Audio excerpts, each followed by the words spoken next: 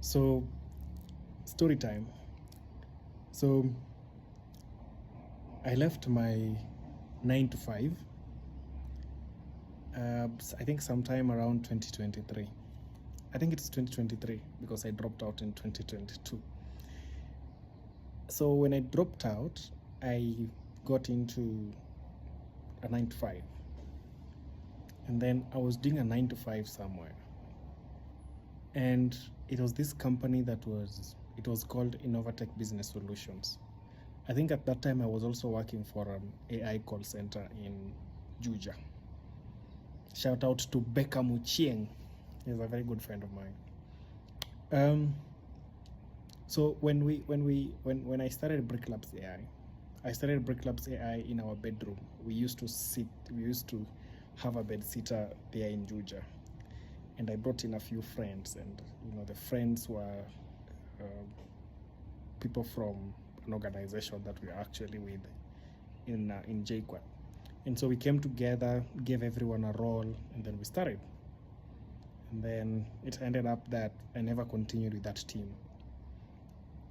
But then it reached a point where I said I want to stop going to my 9 to 5 so that I focus on Bricklabs AI. At this time, no clients, no customers, no nothing. I took the biggest risk ever. Stepped out of my comfort zone, which was my 9 to 5, and then walked in and became more serious at Bricklabs AI. So when I was resigning, I resigned over WhatsApp text. I never resigned over these fancy things like write a letter. No, I texted my boss that, she was a lady, shout out to her. I told her that I think at the end of the month I would want to leave. And so I told her 1 month earlier, because my contract was saying that I have to give a 1 month notice. So I told her way early and told her that, I'm leaving and I'm not coming back. And then she said, oh, can we talk about something so that, we can work together and stuff like that. But I'd already made up my mind. I told her that I'm not coming back again to work here.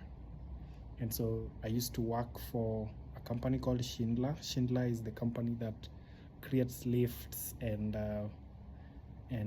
elevators that time. And so I moved to Bricklabs AI. No vision, no nothing. But I knew in my head that I want to build a very big company. In my head, the vision was not clear enough, or the mission wasn't even clear enough. But I knew that I'm going to build one very, very big company. And so, no vision, no purpose, no nothing. I drop out, I resign from work and then go and start Bricklabs AI. Go register a company and start out. And so there's this friend of mine called Jones. What we used to do at that time was we call up lawyers, ask them if they need websites to be created. The whole entire system for lawyers that we called, no one responded.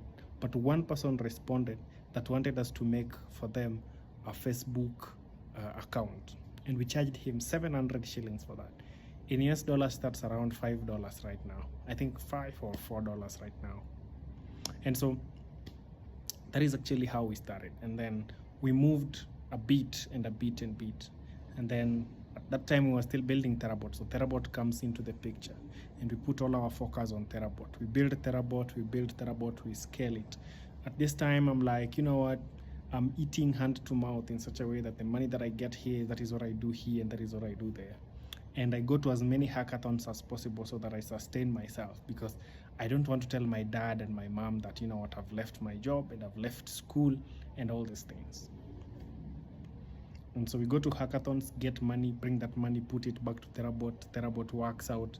It doesn't work out. I eat my losses and still continue, And so it reaches a point where we need to bring more people to the team. So I bring the first batch again of people the second batch of people to the team. We work with them for some time, get into Microsoft, do stuff with them, work and work and work and work. At this time, in my mind, I'm, the, the chief product at that time was Terabot, and we were doing all these events, we were doing all these good things and all those things. And so we move on and say, your time with the company is done. I need a new face and a new rebuild. And so we bring in another team. So last year is when we started now restructuring properly as a company to now start taking in things. And so we fly over to South Africa to have a talk. And when we come back, me and my operations officer, a very lovely lady, by the way, and so we discuss with her over our work, and she said, you know what, I think we should have an office. By this time, we already have one office in Upper Hill, but then it's a shared office in Upper Hill, but then it's also like a very small office in such a way that 3 people cannot work inside it. It's just like for me, myself alone to actually just like work in it. But we had like a boardroom whereby the whole team can come into the company and actually do some work there. And so she says, you know what, let's have an office somewhere that is close to where the developers are, so that we have everyone in office and so that every other person, comes to work. And then it just happens that we get a very good client, one good client that helps us to pay up the office, pay up starting costs and all those things. And so we start, and then we bring an office last year, October. We move everything from Upper Hill to Juja, and we start from there. And we continue and we continue. Now everyone comes to the office, things are running smoothly and all those things. At first, the moral of this story is things take time. Some good things have to take time. And the people who dream the biggest end up being the winners. So dream that big dream, like go for it. You don't have money, start making the plans to actually do it. We even never had money for the office, but we knew very well that we are going to get an office. We knew very well that we are going to get an office. Because one thing that I've learned myself is to take the biggest risks. Because I'm starting in another business and I'm like, what is it that is needed? Money. I can always get money from 1, 2, 3, 4, 5, 6 sources. I don't have the knowledge I can send in my brother to go and learn and run that business 24/7. What is needed?